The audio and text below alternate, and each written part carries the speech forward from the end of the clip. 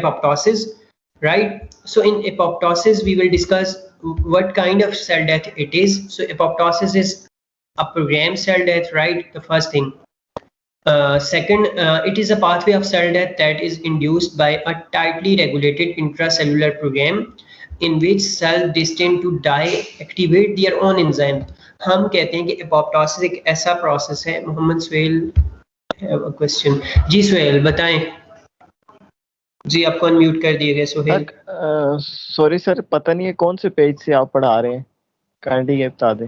क्यों slide show नहीं हो रही आपके पास? सर शो हो रही है, वो मैं आगे चला गया था, मुझे पेज का नहीं पता है सर। एपोप्टोसिस है, पेज नंबर इसमें आ रहा है 52, स्लाइड नंबर 52 है। Thank you sir. और क्वेश्चन जो है आपका काइंडली क्लास के एंड पे करें ताकि फिर डिस्टरबेंस ना हो और हम लेक्चर प्रॉपर कंप्लीट कर सकें, ठीक है? ओके जी, हम बात कर रहे थे एपोप्टोसिस की।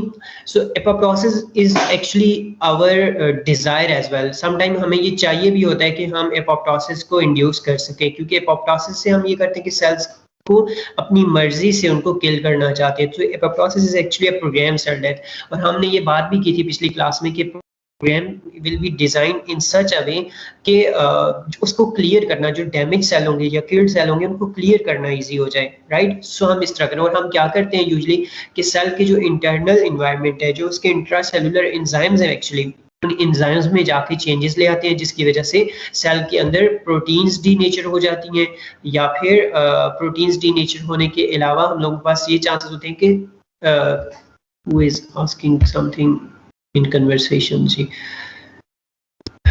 1 सेकंड सर, लॉबी में वेट कर रहा हूँ, ऐड करें, ऐड हो जाओ, हो गए, थैंक्स। ओके अच्छा, प्राइवेसी मैंने हटा दिया, सब लोग आ सकते हैं क्लास में लॉबी की, ठीक है? अच्छा जी, तो हम लोग बात कर रहे थे यहाँ पे कि जो एपोप्टोसिस है, प्रोग्राम सेल डेथ है, वो हम यूजुअली खुद भी इंड्यूस करते हैं। और इसका अल्टीमेट पर्पस ये होता है कि हम एंजाइम्स की एक्टिविटी को डिमिनिश कर दें, जिससे सेल्स की प्रोटीन डीनेचर हो जाएंगी। जब प्रोटीन डीनेचर होगी तो साथ में उसके जो सिंथेटिक मशीनरी है, डीएनए को भी इनएक्टिवेट कर दिया जाता है ताकि सेल्स की डेथ हो जाए, और फिर उन सेल को मैक्रोफेजेस क्लियर कर देते हैं। So this is the process. The cell's plasma membrane remains intact but its structure is altered in such a way that the apoptotic cell send signals to macrophages to phagocytosed. तो it's mean हम क्या करते हैं कि cell की जो plasma membrane है उसको डिस्टर्ब नहीं करते, जो एक्सटर्नल मेम्ब्रेन है। Why we are not going to disturb the plasma membrane? I can ask this question in paper as well.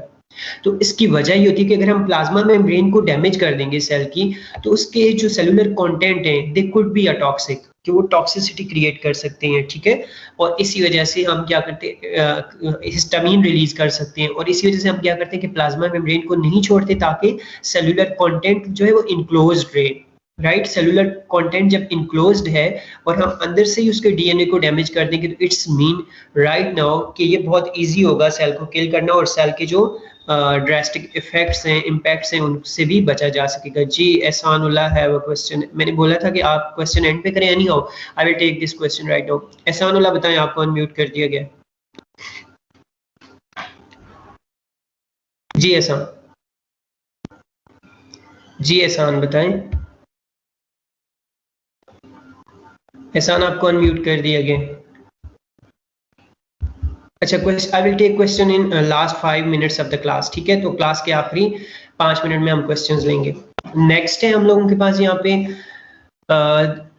जब हम बात कर रहे हैं, अच्छा ये पॉइंट क्लियर है सबको? मैंने बोल दिया कि प्लाज्मा मेम्ब्रेन रिमेन्स, हम जब भी प्रोसेस इंड्यूस करते हैं तो प्लाज्मा मेम्ब्रेन को हम डिस्टर्ब नहीं करते, बल्कि सेल के इंटरनल कंटेंट है, जैसे प्रोटीन्स हैं, इंटरनल सेलुलर प्रोटीन्स हैं, या फिर हम लोगों के पास जो डीएनए है उसको डैमेज करेंगे ताकि वो सेल का जो एंजाइम्स है वो बाहर ना आए सेल से बाहर, क्योंकि सेल से जब बाहर आएंगे तो वहाँ पे इन्फ्लेमेटरी रिएक्शन स्टार्ट हो जाएंगे। तो उनसे बचने के लिए हम एपोप्टोसिस इस तरह से करवाएंगे ताकि जो सेल की टॉक्सिसिटी है वो कम से कम इंड्यूस हो सके, ठीक है? तो ये वजह है। अच्छा, ये पॉइंट समझ आ गया जी? किससे पूछना है मैंने? आरिफ अब्बास जी।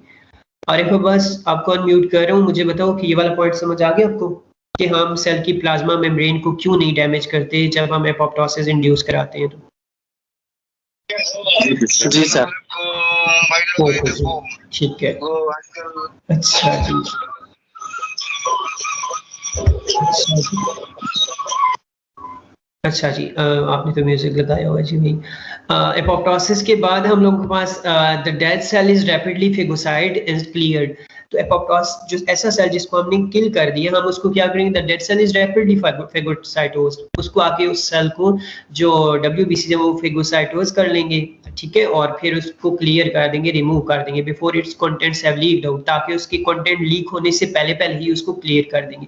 And therefore cell death by this way does not elicit an inflammatory reaction, तो इससे कोई भी इन्फ्लेमेटरी रिएक्शन नहीं होगा। तो it's mean apoptosis is a beneficial process, ऐसा प्रोसेस जिससे हम किसी सेल को किल करें और फिर उसके जो सेलुलर कंटेंट या टॉक्सिसिटी है वो भी क्रिएट ना हो, right? So that's why apoptosis is a good option for us. Thus, apoptosis is fundamentally different from necrosis, which is characterized by loss of membrane integrity.